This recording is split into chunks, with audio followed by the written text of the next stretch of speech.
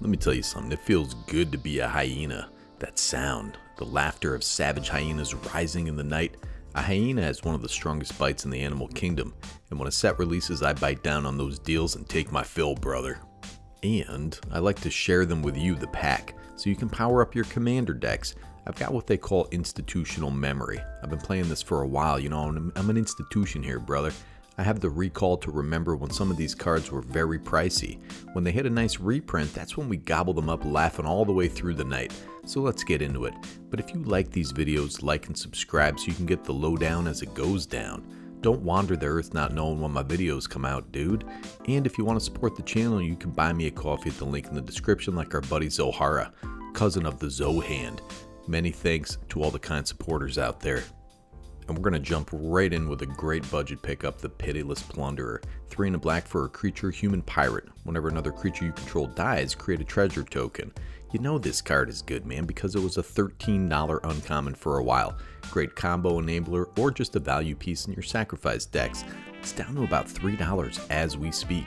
And next up is the old Blood-Forged Battle Axe. 1 generic mana for an artifact equipment. Equipped creature gets +2/+0. Whenever it deals combat damage to a player, create a token that's a copy of the old Blood-Forged Battle Axe. Has equip for 2.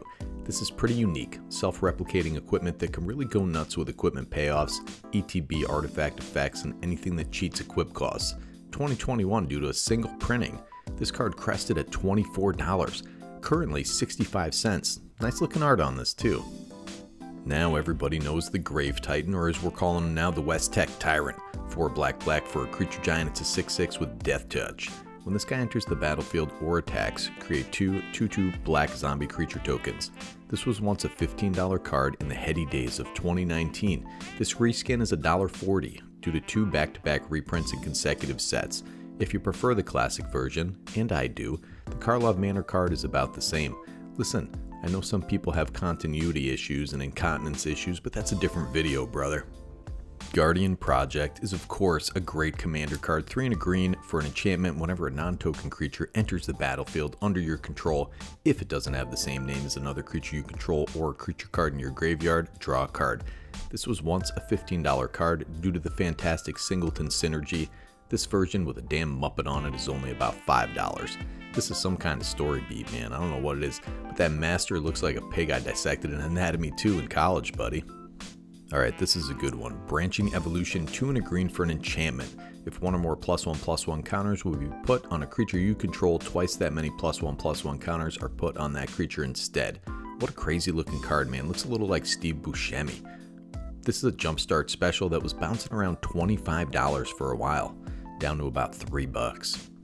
Now this is a good one, Lord of the Undead. It's 1 black for the Centurion of the Marked version. Creature zombie, it's a 2/2. Other zombie creatures get +1/+1. Has 1 in black and tap. Return target zombie card from your graveyard to your hand. The old school version was around $24 until this reprint. It's like $2 right now for this Centurion. If you can bear the Pip-Boy filter, or like me, just a hungry hyena, this is a solid pickup.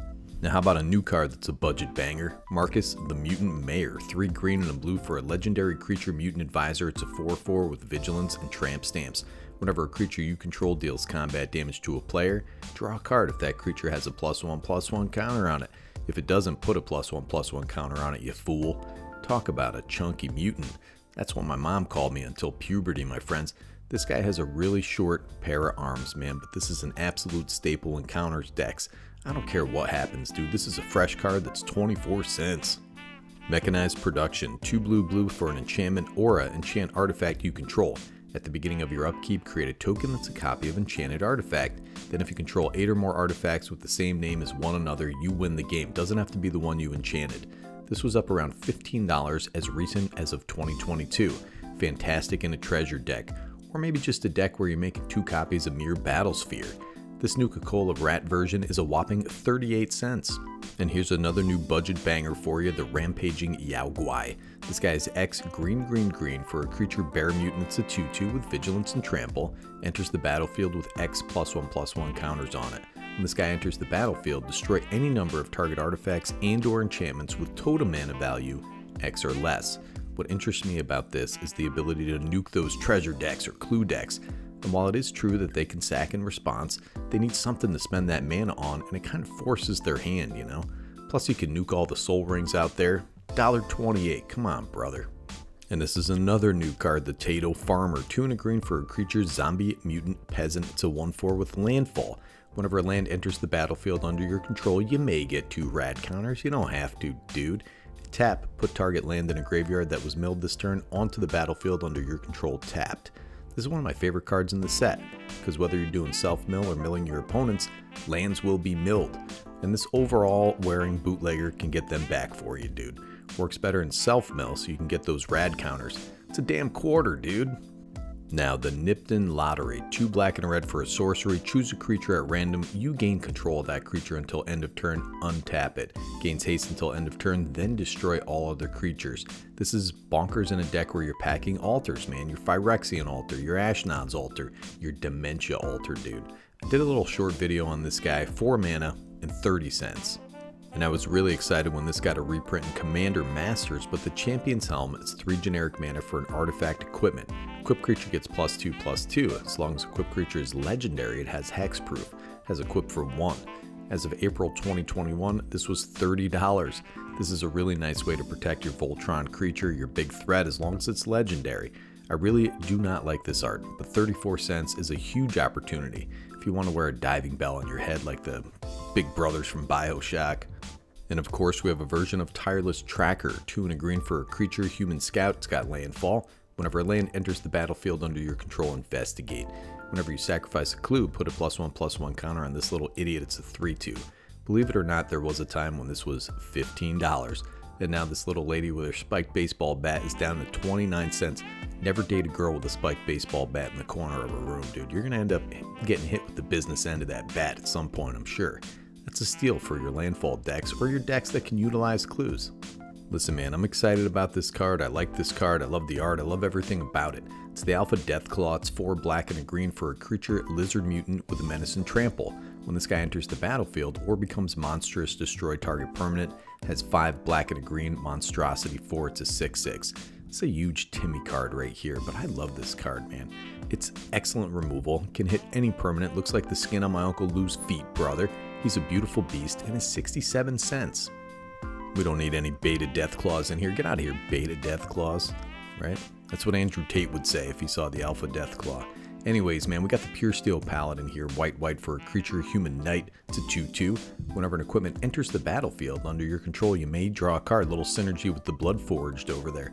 Equipment you control have equipped 0 as long as you control 3 or more artifacts. I wear the armor. I am the weapon.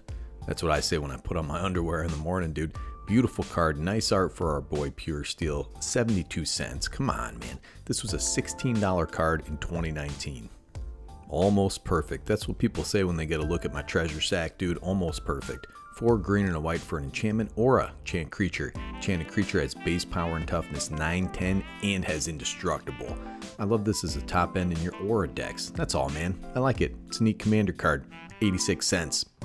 No, I love this card. I'm a huge fan. Agent Frank Horrigan, 5 black and a green for a legendary creature, mutant warrior. It's an 8/6 with trample. This guy is indestructible as long as it attacks this turn. Whenever it enters the battlefield or attacks, proliferate twice. I did a whole deck around this guy. I love him in your infect decks, counters decks. Come on, man. It's just a big scary monster, just like old Nicky G, brother. It's a whole buck for this guy. Now this one is interesting. The Screeching Scorch Beast, 4 black for a creature, bat mutant with flying and menace. It's a 5/5.